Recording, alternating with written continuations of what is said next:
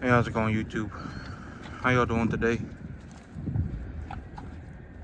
Got some more rain yesterday, about another inch of rain last night. We ended up getting about I would say about 2.25 inches of rain yesterday. So got plenty of water on the field. Weather Channel saying thunderstorms are coming through again tomorrow. A couple days ago, I reseeded that field by hand. I just got a manual hand spreader, and I put about 10 pounds an acre of seed over the top of the field. Just broadcasted it. So I still got about 40 pounds of that Sudan grass seed, sorghum Sudan grass seed left over. That I'm gonna just reseed any bare spots. But yep, I did get some. I did reseed that field up front. I was considering my financial options this morning, as well as last evening, as well as just all throughout yesterday. Now that I have information about what kind of a loan I'm able to get, I was just running numbers. I have decided that I am going to take that loan. I am going to take the loan because here's my situation. Either I take the loan for $100,000 and then I pay $650 a month for it, then I invest that capital, or I pay about $35,000 in taxes. So those are my two options. Actually, I do have a third option. I forgot to mention this third option. I can give up everything. I can liquidate all my assets. I can liquidate my herd. I can give up raising cattle. I can give up on this business, and I can just sit on 10 acres for the rest of my life, working my $40,000 a year job. So that's option number 3, and I could take the safe road out. But the safe road, it's got to be understood that the safe road, it ain't the safe road. It's the road where I give up on everything that I've worked for the last 15 years of my life.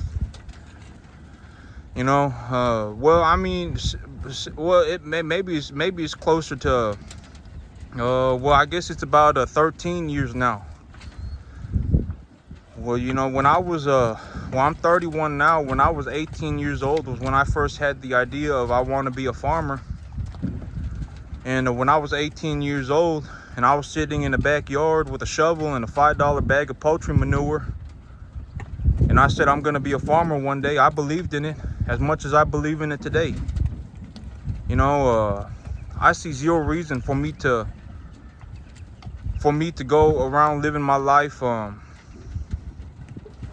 just, you know, giving up on everything that I've worked for. Why would I do that? And the whole thing, well, so I was really kind of going through my idea. Like, if I were going to take that loan tomorrow, what would it look like? If I went and I took that loan, what would be my financial obligations? What would what would that look like? If I took a loan for $100,000, I would owe the bank about $665 a month. It's $667 a month. And that is an interest-only loan. That interest-only loan, if I pay only interest, from my understanding as a business, the interest on a loan that I take for operating capital, I am able to deduct on my taxes as well. And so if I pay $667 a month and I get the $100,000 loan, what will more than, I'll have to talk to my accountant about this. But if I get if I take that loan and then I tax deduct it, I pretty much get a 25 to 35% deduction, a discount on that loan, essentially, because I'll be deducting it on my taxes. And so if I pay $665 a month for $100,000, I'm actually paying about $400. My net loss of capital will be about $400 a month. And so I'd be and I only need the loan for 6 months. I would anticipate that it takes me 6 months to raise a group of animals, anywhere from a 2.5 to a 3.5 weight, up to a 6 or 7 weight. it would take me about 6 to 7 months.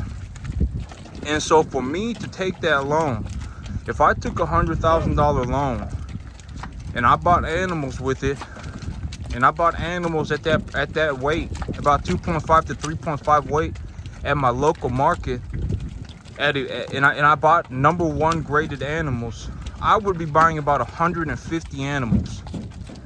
So the financials right now looks like the absolute maximum for what I would be able to obtain right now would be 150 #1 quality animals for $400 a month. So if I paid $400 a month, I could go and I could buy 150 animals, real high quality animals, #1 graded animals. And so when I look at my situation, you know, I've said this before, and this is something that I firmly believe in, and you know, I'll say it for the rest of my life, but the money's not the problem. The money's not the problem. The big problem is, the big problem that I need to solve is like the $400 a month. That ain't an issue, okay? That you know, if it cost me $400 a month to bring in 150 animals, I would just pay the $400 a month. If it was do or die, it wouldn't even be like that big of a struggle for me to go and get $400 a month. The big problem is what I need to make a plan. If I were going to raise 150 animals, I need to make a plan for raising 150 animals. And so I was considering this, and if I was going to take a loan for a herd like that, what I would have to do as well is purchase a 50-acre piece of land. If I bought a 50-acre piece of land, that would cost me about $1,000 a month. And so if I bought a 50-acre piece of land for $1,000 a month, and I bought 150 animals for $400 a month, for 6 months of the year, my operating expenses just to cover my debt expense would be $1,400 a month for 6 months, and then it would drop to $1,000 for the 6 months that I am not utilizing the credit, that the credit is left open because the animals have gone to market. And so, and here's also the thing: if I go and I buy a piece of property that I pay $1,000 a month for, I also retain equity in that property, as well as I'm able to tax deduct the interest on the loan for that piece of property. And so ultimately, if I were going to run a 150 cattle operation, at the end of the day, it would probably cost me about $750 a month. If I were going to raise, or excuse me, not 750, well, I mean, it'd be about $750 a month. If I were going to operate 150 animals, as well as buy enough land to grow enough hay to feed them, or produce enough income from the hay to buy grain to feed these and to feed 150 animals, it'll cost me about $750 a month as debt expense of pure loss. But that's $750 a month before tax deductions, as well as before equity gains, etc., etc. That number would be as high as $1,700. And so if I were legitimately looking to operate a business that had 150 cattle, and I also grew enough hay to produce enough capital, or just flat out, so there are many things I could do with the hay. I could sell the hay, and then I could buy grain with the money that I make from selling the hay, or I could feed the hay to the animals directly to put gains on the animals. And depending on the markets, I could choose which one I do. But I need the grass. Once I have the grass, I have everything. The first thing that I need is grass. The very first thing that I need is grass. Because if I have grass, I have money. And if I have money, well, if I have grass, I have money. If I have grass, I can raise cattle. I can do anything once I have the grass. And so I need about 50 acres of grass. If I'm going to raise 150 cattle, I need 50 acres of grass. I need about 50 acres of grass. And so, but realistically, for me to go and get 150 animals, and for me to get, I was going through everything this morning, and I was going through everything yesterday to realistically look at the numbers of what am I looking at, of what do I need to invest. And as well as how am I going to obtain the capital? If I'm going to get 150 acres, or if I'm going to get 150 animals and 50 acres of land, that's going to cost me about $16 to $1,700 a month. And if I pay the $1,600 to $1,700 a month, I also get to tax deduct the interest on the loans, and I also get equity gains in the property. And so ultimately, my net loss would be about $750 a month. It would be about $750 to $900 a month is what it would cost me in terms of net loss of capital to raise to operate that business. And so, you know, the big thing is, well, you know, I told myself, if I'm gonna do this thing, what I'm signing myself up for is I'm signing myself up for growing hay on 60 acres, because I got 10 acres here too. I'd be setting myself up for growing 60 acres of hay, raising 150 cattle, and working 60 hours a week at a job. And so that is what I would be realistically doing. And so, you know, if I'm legitimately gonna do this, I need to accept that before I get started. Because if I get started and then I go, oh my God, this is too hard, I don't want to do this, that isn't okay. That is I mean, if I go bankrupt, this whole thing goes under, right? And so I need to willingly accept that before I begin. Am I willing to grow hay on 60 acres? Am I willing to raise 150 animals? Am I willing to work 60 hours a week at my job as well? Because if I say yes to everything, then I can get started. Because the money isn't the problem. You know, very often the money is not the problem.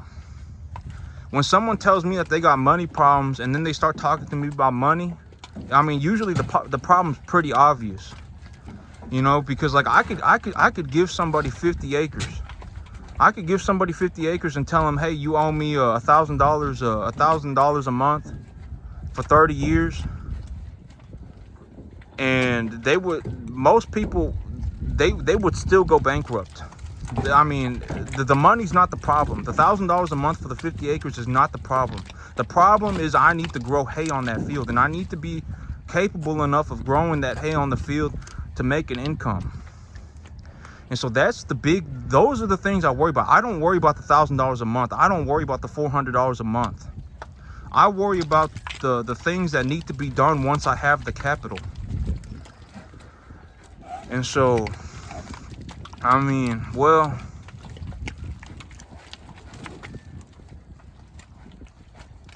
yep. Because I am going to take the loan this year. I'm going to go to the bank and I'm going to take the loan.